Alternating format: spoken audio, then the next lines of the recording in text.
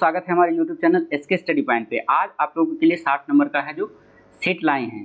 किसका set? CTET का set लाए हैं जो आपके लिए बहुत इंपॉर्टेंट है। चलिए इसको हम प्रैक्टिस लगाते हैं क्योंकि यह 60 नंबर का बहुत मायने रखता है आपका रिजल्ट बनाने में। अगर आप 60 नंबर में से 40-45 का स्कोर कर रहे हैं तो फिर आपका कन्फर्म रहिए कि आपका रिजल्ट होने वाला है सीटेट में। तो चलिए इसको देर ना करते हुए प्रैक्टिस लगाते हैं क्योंकि 7 जुलाई को आपका एग्ज़ाम निर्धारित है सीटेट का। उसी को देखते हुए आपको है अब प्रैक्टिस करने की ज़रूरत है ताकि आपका लैब बना हुआ रहे, वहाँ पर आप कंफ्यूज ना हो। देख लीजिए 31 नंबर में कहा जा रहा है कि 1857 के विद्रोह के बाद अंग्रेजों ने किस प्रकार भारत पर अपने नियंत्रण को समेकित किया। तो ऑप्शन नंबर 2 हो जाएगा इसका सही आंसर। ईस्ट इंडिया कंपनी अपने सभी अधिकार ब्रिटिश साम्राज्य के हाथ में सौंपकर ताकि भारतीय मामलों को ज़्यादातर बेहतर ढंग से संभाला जा सके। हुआ था क्या? 1857 की क्रांति जब हुई थी तो उस समय जो वायसराय था लॉर्ड कैनिंग था। उसने क्या किया, 1 नवंबर 1858 इसको इलाहाबाद के कॉन्फ्रेंस में है ना जो भारत का प्रतिनिधित्व कर रहे थे और उन्होंने कहा कि अब है जो ईस्ट इंडिया की बगडोर है जो महारानी के हाथ में दे दिया जाएगा। तो अब सौंप दिया गया भारत की सत्ता किसके हाथ में? ब्रिटेन के महारानी के हाथों में सौंप दिया गया। चलिए अगला क्वेश्चन है, निम्नलिखित में से क्या प्रतिनिधि लोकतंत्र की विशेषता नहीं है? तो लोकतंत्र की विशेषता नहीं, ऑप्शन नंबर 4 हो जाएगा। जनता के निर्णय निर्माण की प्रक्रिया में प्रत्यक्ष सहभागिता, यह जो है लोकतंत्र की विशेषता नहीं है। बाकी ये सभी जो है लोकतंत्र की विशेषता है। लोकतंत्र में जनता को मतदान करने का अधिकार है ना, जनता को मतदान मतलब अपने प्रतिनिधियों को भी वोट देने का अधिकार है। प्रतिनिधियों के हाथ में निर्णय निर्माण की प्रक्रिया भी, ये भी लोकतंत्र का विशेषता बताता है। लेकिन यह जो चौथा नंबर है वो नहीं बताता है। अगला क्वेश्चन है, भारत के किस क्षेत्र को छोटा तिब्बत के नाम से जाना जाता है? तो वो लद्दाख को जाना जाता है। ऑप्शन नंबर आपका 2 हो जाएगा 33 का। अगर लद्दाख क्षेत्र को हम देखें तो लद्दाख काराकोरम और हिमालय पहाड़ी से घिरा हुआ है। अगला क्वेश्चन है 34 नंबर में चलते हैं लेकर के। 34 नंबर में देख लीजिए क्या कहा जा रहा है। 34 नंबर में आपसे पूछा जा रहा है कि भारत में अपीलीय प्रणाली या पौर्णवैदिक प्रणाली किसे कहते हैं? तो ऑप्शन नंबर इसका ए सटीक आंसर हो जाएगा। निचले न्यायालय के आदेश के खिलाफ उच्चतम न्यायालय में यानी उच्च न्यायालय में अपील का प्रावधान है। अगर आपको निचले अदालत में आपको न्याय नहीं मिला है तो आप उच्च अदालत में जा सकते हैं, उच्च हाईकोर्ट में जा सकते हैं। अर्थात अगर यहाँ भी आपको नहीं मिल पाया है तो आप जा करके सर्वोच्च न्यायालय में अपील कर सकते हैं, वहाँ जरूर आपको फैसला मिलेगा। अगला क्वेश्चन है, निम्नलिखित में से कौन सा प्रायद्वीपीय पठार का लक्षण नहीं है? प्रायद्वीपीय पठार का लक्षण नहीं है तो ऑप्शन नंबर ए हो जाएगा। इस पठार पर पश्चिम की ओर बहने वाली महानदी और कृष्णा नदी मौजूद है। जबकि देखिए प्रायद्वीपीय भारत में अगर कहा जाए तो पश्चिम की ओर जो बहने वाली है नर्मदा और ताप्ती है, महानदी और कृष्णा तो बहती है बंगाल की खाड़ी में पूर्व की ओर, तो ये गलत है आपका। अगला क्वेश्चन है, निम्नलिखित में से कौन सा कथन अफ्रीका के बारे में सही है? तो ऑप्शन नंबर 3 इसका सही आंसर हो जाएगा क्योंकि अफ्रीका एक इकलौता महादेश है जिससे होकर जो है कर्क रेखा, विषुवत रेखा और मकर रेखा तीनों है जो गुजरती है। तो ये अफ्रीका के बारे में सही बताया जा रहा है। अगला क्वेश्चन है आपका 37 नंबर में। 37 नंबर में देख लीजिए क्या कहा जा रहा है। 37 नंबर में आपसे पूछा जा रहा है कि भारत के दक्षिणी भागों विशेषकर तमिलनाडु और आंध्र प्रदेश में शरद ऋतु में वर्षा होती है। क्यों होती है? इसलिए होती है कि ऑप्शन नंबर 3 हो जाएगा। पवन अरब सागर से बंगाल की खाड़ी की ओर प्रवाहित होती है।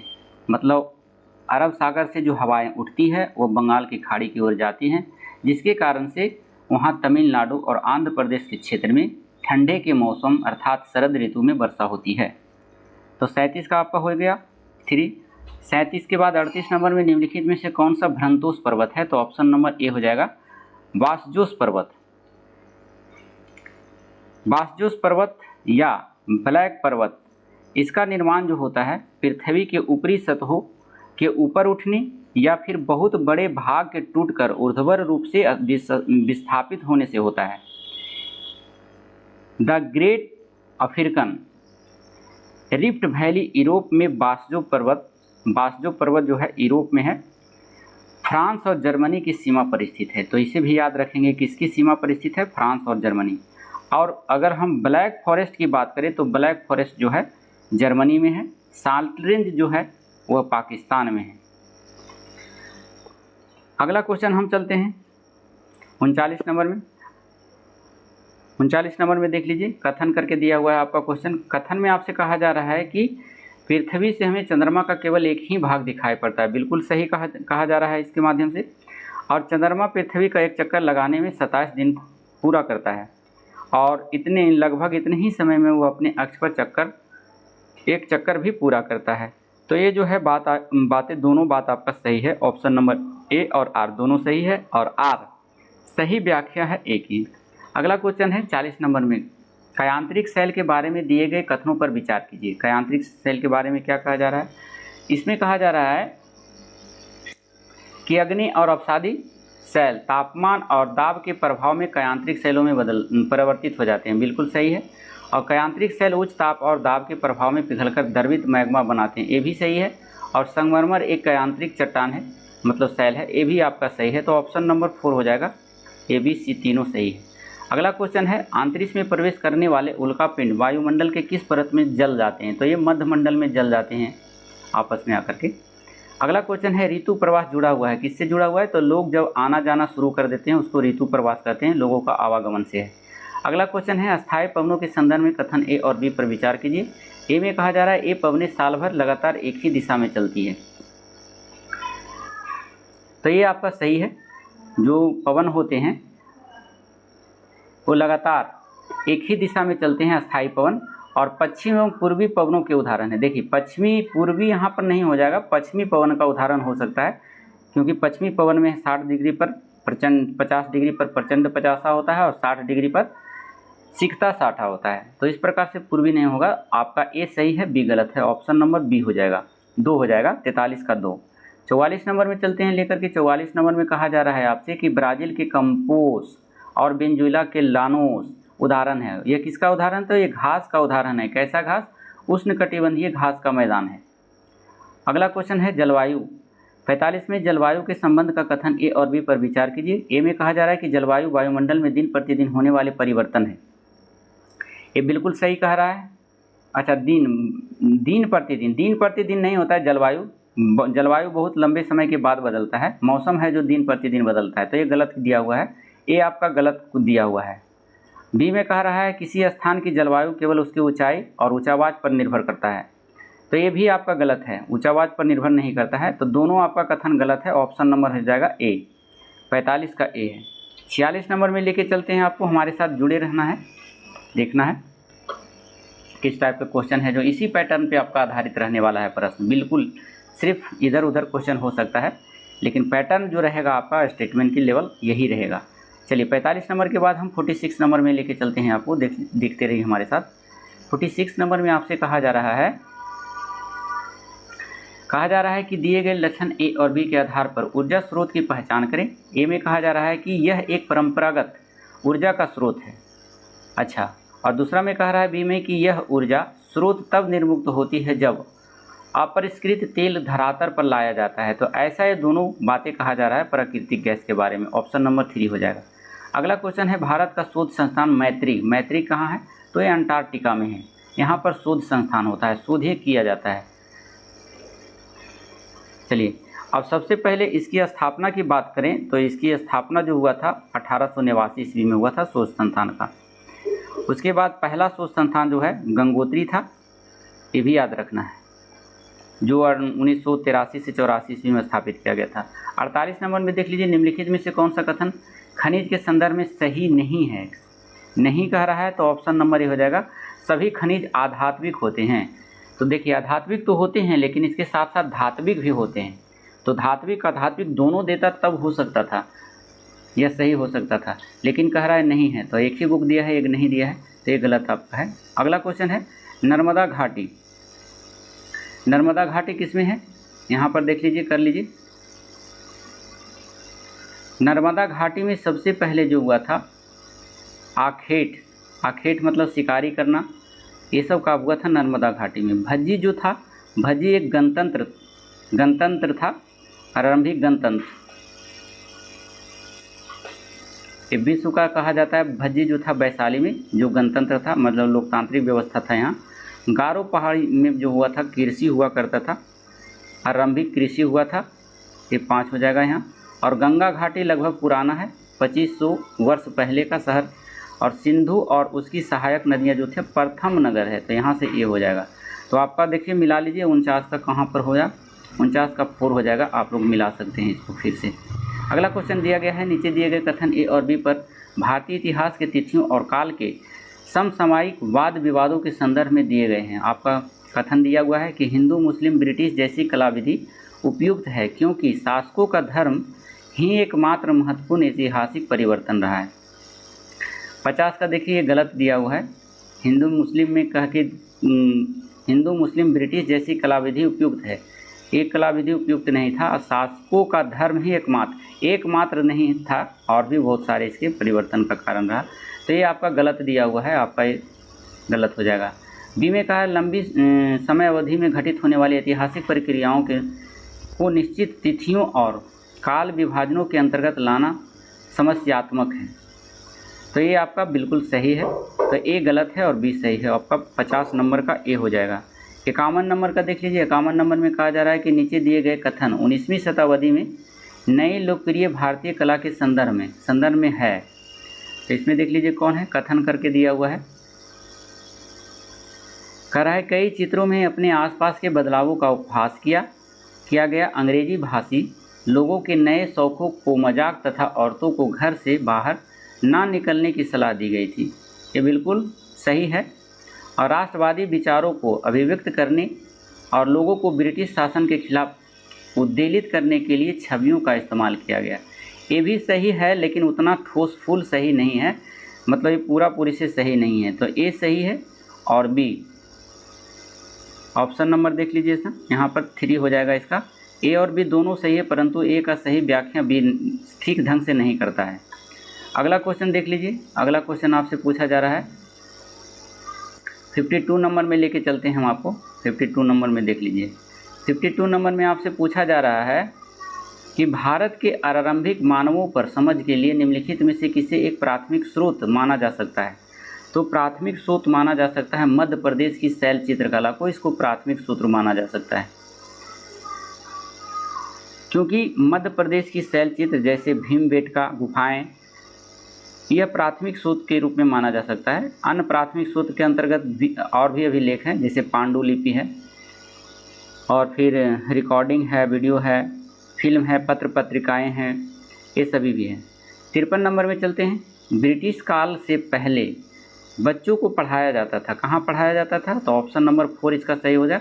साल भर फसल कटाई के समय को छोड़कर, जब वह खेतों में काम करते थे तो उस समय नहीं जाया करता था स्कूल, इसी टाइप से पढ़ाई हुआ करता था ब्रिटिश काल में। 54 में दिया गया है, 54 में देख लीजिए। 54 में कहा रहा है कि नीचे दिए गए कथन 18वीं से 19वीं शताब्दियों में यूरोप में राष्ट्र राज्यों के उदय के संदर्भ में क्या सही है? एक में कहा जा रहा है कि 18वीं शताब्दी तक यूरोप के लोग स्वयं को राष्ट्र राज्य के रूप में देखते थे। ये बिल्कुल गलत है, ऐसी बात नहीं था। ये राष्ट्र राज्य के रूप में कभी भी है जो यूरोप के लोग नहीं देखा करते थे। अब है बी कथन में कहा जा रहा है कि आरंभिक 19वीं शताब्दी में लोगों को यह बोध कराया गया कि प्रत्येक भाषी समुदाय का एक अलग राष्ट्र है। ये बिल्कुल सही है, यह आभास हुआ था। तो ऑप्शन नंबर इसका जो है 54 का ए हो जाएगा। ए गलत है परंतु बी सही है। 55 नंबर के बाद देखते हैं। 55 नंबर में दिख रहा है, कहता है बीसी का तात्पर्य क्या है?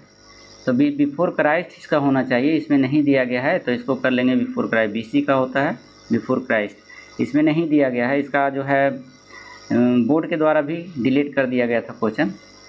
चलिए अगला क्वेश्चन दिया हुआ है आपका, हम यह कैसे जानते हैं कि पूरा पाषाण युग में भारत में शुतुरमुर्ग होते थे? तो इसका पता लगता है ऑप्शन नंबर 3 से। महाराष्ट्र के पटनेपुरा स्थल से शुतुरमुर्ग के अंडे के अवशेष मिले हैं, इससे पता चलता है कि भारत में शुतुरमुर्ग थे। अगला क्वेश्चन है हड़प्पा सभ्यता का पतन कैसे हुआ? तो देखिए हड़प्पा सतन का पतन जो हुआ बहुत कारण था। किसी ने कहा कि यहाँ के शासक का जो है नियंत्रण समाप्त हो गया, ये भी कारण था पतन का। जंगलों का विनाश, ये इसका ठोस कारण नहीं है।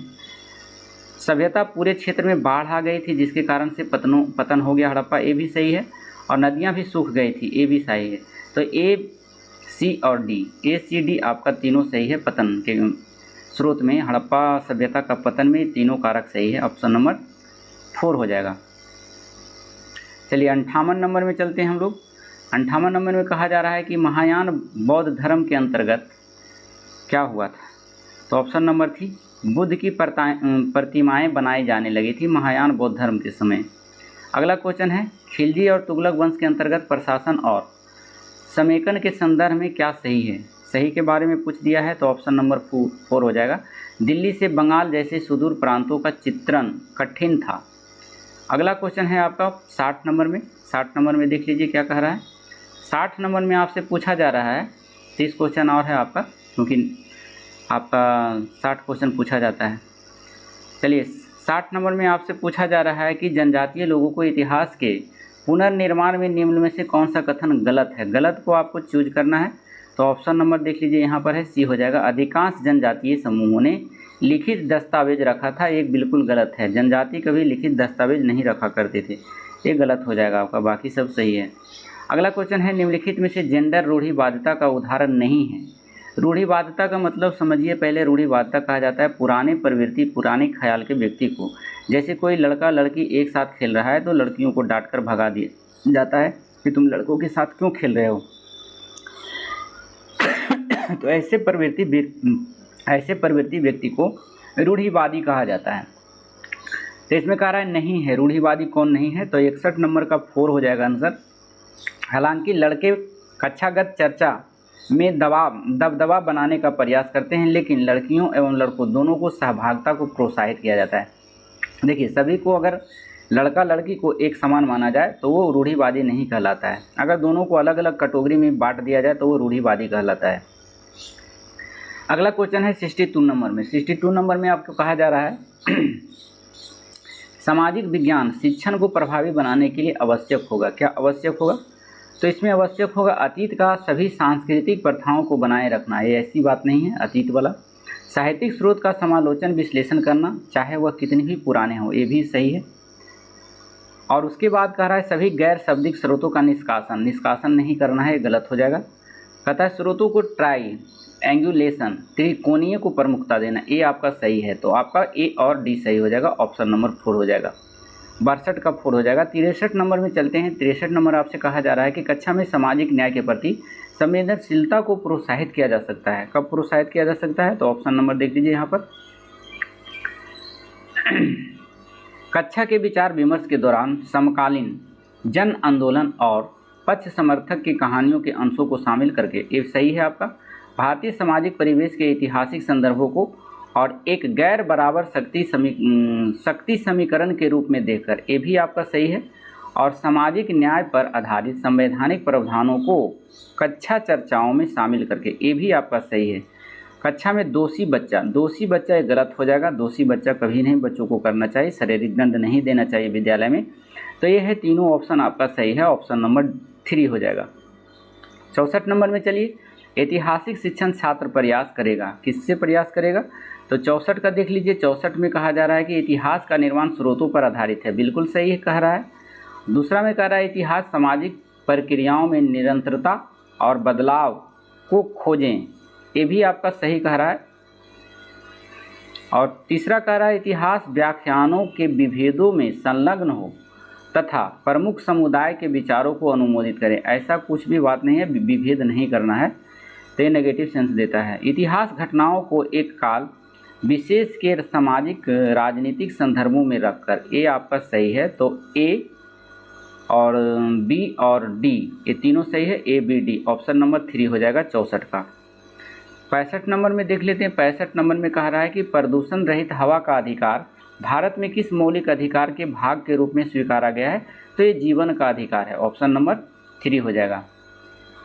अगला क्वेश्चन है भारत का वर्णन करने के लिए विविधता में एकता मुहावरे का निर्माण किसने किया था? तो विविधता में एकता मुहावरा दिया था पंडित जवाहरलाल नेहरू के माध्यम से, ऑप्शन नंबर बी हो जाएगा। चलिए अगला क्वेश्चन है 67 नंबर में। 67 नंबर में देख लीजिए क्या कहा जा रहा है। 67 नंबर में आपसे पूछा जा रहा है कि लोकसभा में कितने सदस्य मनोनीत होते हैं, ना कि मतदान द्वारा चुनकर। तो लोकसभा में जो मनोनीत होता है वह 2 सदस्यों को मनोनीत किया जाता है, जबकि राज्यसभा में 12 को मनोनीत किया जाता है। अगला क्वेश्चन है 2006 में नेपाल में सरकार का रूप राजतंत्र से बदलकर कर दिया गया, यानी हो गया। तो राजतंत्र पहले नेपाल में था, लेकिन 2006 में उसे बदल करके लोकतंत्र कर दिया गया, ऑप्शन नंबर 4 हो जाएगा। अगला क्वेश्चन देख लीजिए जन स्वास्थ्य के क्षेत्र में कोस्टा रिका उपागम किसे कहा गया है? तो कोस्टा रिका उपागम कहा गया है आपका सैन्य बल ना रखना ताकि जन स्वास्थ्य पर ज़्यादा खर्चा हो जाए, इसको कोस्टा रिका का उपागम कहा जाता है। अगला क्वेश्चन है आपका 70 नंबर में। 70 नंबर आपसे पूछा जा रहा है कि वर्ष 1997 में भारतीय उच्चायुक्त न्यायालय ने विशाखा निर्देश की रचना महिलाओं को डैश यौन उत्पीड़न से बचने के लिए किया गया था। 1997 में जो है उच्चतम न्यायालय एक निर्देश दिया था कि जितने भी कार्य स्थल है वहाँ पर महिला को बचाना है यौन उत्पीड़न से। तो कार्य स्थल यहाँ पर सही है, सटीक भराएगा। अगला क्वेश्चन है आपका निम्नलिखित में से कौन भारत में एक राज्य के राज्यपाल की नियुक्ति करते हैं? देखिए, राज्यपाल की नियुक्ति केंद्र सरकार का आदमी होता है, राष्ट्रपति के माध्यम से होता है। ऑप्शन नंबर डी हो जाएगा। चलिए अगला क्वेश्चन है निम्नलिखित में से कौन ग्रामीण प्रशासनिक अधिकारी नहीं है? तो नहीं है तो ये पटवारी है जो ग्रामीण प्रशासनिक अधिकारी नहीं होता है। 72 का प्रशासनिक अधिकारी नहीं है, ये होता है और ये भी होता है और लेखापाल भी होता है। नहीं होता है तो ऑप्शन नंबर ये हो जाएगा 3 कर लेंगे इसमें। 72 का 3 हो जाएगा आंसर। 72 में कह रहा है कि निम्नलिखित में से कौन ग्रामीण प्रशासनिक अधिकारी नहीं है? तो नहीं है नगर निगम बोर्ड काउंसलर जो है नहीं होगा। 72 का 3 हो जाएगा। 73 नंबर में देख लीजिए, भारतीय उच्चतम न्यायालय द्वारा दिए गए डीके बसु निर्देश क्या है? तो डीके बसु निर्देश जो है ऑप्शन नंबर ए हो जाएगा। गिरफ्तारी, नज़रबंदी और पूछताछ के दौरान पुलिस द्वारा पालन की जाने वाली प्रक्रियाओं से जुड़े निर्देश को कहा जाता है डीके बसु निर्देश। अगला क्वेश्चन है वन अधिकार कानून 2006 अपने शीर्षक में कौन सी श्रेणी के अधिकारों को स्वीकारता है? तो ये ऑप्शन नंबर 2 हो जाएगा। 74 का अनुसूचित जनजातियों। अगला क्वेश्चन है द्वितीय स्रोत का उदाहरण है। द्वितीय स्रोत का उदाहरण ऑप्शन नंबर ए हो जाएगा। 75 का हमारे अतीत एक कक्षा 6 के लिए एनसीईआरटी की इतिहास की पाठ्य पुस्तकें, ये द्वितीय स्रोत का उदाहरण बनता है। अगला क्वेश्चन 76 नंबर में नीचे दिए कथनों पर विचार कीजिए और विचार करके आपको आंसर देना है। ए में कह रहा है परीक्षाएं तंत्र की सुविधा के लिए निर्मित कृत्रिम परिस्थितियां हैं, ना कि व्यक्तिगत विद्यार्थी के लिए। तो ये आपका जो है सही है। बी में कहा जा रहा है कि स्मृति परीक्षण से दूर दक्षताओं के परीक्षण पर जोर देकर जोर के रूप में बदलाव सामाजिक विज्ञान की कक्षाओं में तनाव को कम करेगा। ये भी सही है आपका, दोनों तंत्र आपका सही है। तो ऑप्शन नंबर जो है 3 हो जाएगा। दोनों कथन सही है, ए और बी दोनों सही है। अगला क्वेश्चन है 77 में सामाजिक विज्ञान के अध्यापक या अध्यापिका का मुख्य उद्देश्य होना चाहिए, क्या होना चाहिए? सामाजिक विज्ञान के टीचर हैं, आपका उद्देश्य क्या होना चाहिए? तो ऑप्शन नंबर 3 हो जाएगा इसका सही आंसर। सभी तत्व जो कि समाज का निर्माण करते हैं और उनके बीच संबंधों का बोध कराना, ये सामाजिक विज्ञान के अध्यापक का मुख्य उद्देश्य होना चाहिए। अगला क्वेश्चन है 77 नंबर में। 77 नंबर आपसे पूछा जा रहा है, देख लीजिए। 77 नंबर में आपसे कहा जा रहा है कि थोड़ा सा टाइम लेंगे हम, चलिए देख लीजिए।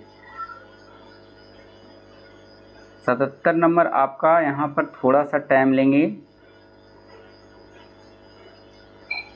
77 नंबर रह गया था, चलिए देख लीजिए। ये 77 तो हो गया था। 78 नंबर में हम चलेंगे आपको लेकर के, चलिए देखिए। 78 नंबर में आपसे पूछा जा रहा है कि सामाजिक विज्ञान में आकलन का मुख्य उद्देश्य है। आकलन का क्या उद्देश्य है? तो ऑप्शन नंबर ए सही आंसर हो जाएगा। विद्यार्थियों को प्रतिपुष्टि देना तथा मानक स्थापित करना जिनको पाने के लिए वो प्रयासरत रहे। अगला नंबर है 79 नंबर में, देख लीजिए। 79 आपसे पूछा जा रहा है कि सामाजिक विज्ञान की कक्षा में फिल्मों को एक प्रभावी शैक्षणिक उपकरण के रूप में प्रयोग किया जा सकता है, क्योंकि फिल्में क्या करती है? तो 79 का देख लीजिए। फिल्में हैं जो कक्षा के भीतर बाहरी दुनिया को लाती है, ये बिल्कुल सही है। आप अगर घर में हैं तो बाहर की दुनिया से आपको कनेक्ट करती है फिल्में। दूसरा में कह रहा है बी में कि फिल्में अनदेखे और अनसुने संदर्भों को खोजने की शक्ति से प्रेरित कराती है, ये भी सही है। और उसके बाद है फिल्में ऐसी कहानियाँ या संवादों या छवियों को सामने लाती है जो जीवन में हमसे दूर हो सकती है, ये भी आपका सही है। फिल्मी एक वस्तुनिष्ठ माध्यम है, वस्तुनिष्ठ माध्यम नहीं है, ये बिल्कुल गलत है, ये प्रत्यक्ष रूप से हम देखते हैं। तो ऑप्शन नंबर इसका ए बी सी तीनों हो जाएगा सही। 80 नंबर में देख लीजिए, 80 नंबर में कहा जा रहा है कि कक्षा में मानचित्र के प्रयोग के संदर्भ में निम्नलिखित कथनों में से कौन सही है, सही कौन है। तो सही आपका देख लीजिए, कह रहा है कि मानचित्र एक सामाजिक राजनीतिक निर्मित है, ये सही है। चिरकाल से उत्तर को सदा सभी सामाजिक राजनीतिक संदर्भों में मानचित्र में ऊपर दर्शाया गया है, तो ये भी आपका सही है। और सी कह रहा है कि मानचित्र एक त्रिआयामी साधन है, जबकि हम एक 2 आयामी दुनिया में रहते हैं, तो ये भी सही है आपका। शिक्षार्थी में समय की अवधारणा को विकसित करने के लिए मानचित्र एक सहायक सामग्री है। देखिए, समय की अवधारणा को विकसित करने के लिए सिर्फ मानचित्र ही नहीं है, और से बहुत सारे कारक है, तो ये आपका नहीं होगा, ए बी सी तीनों सही है, ऑप्शन नंबर ए हो जाएगा।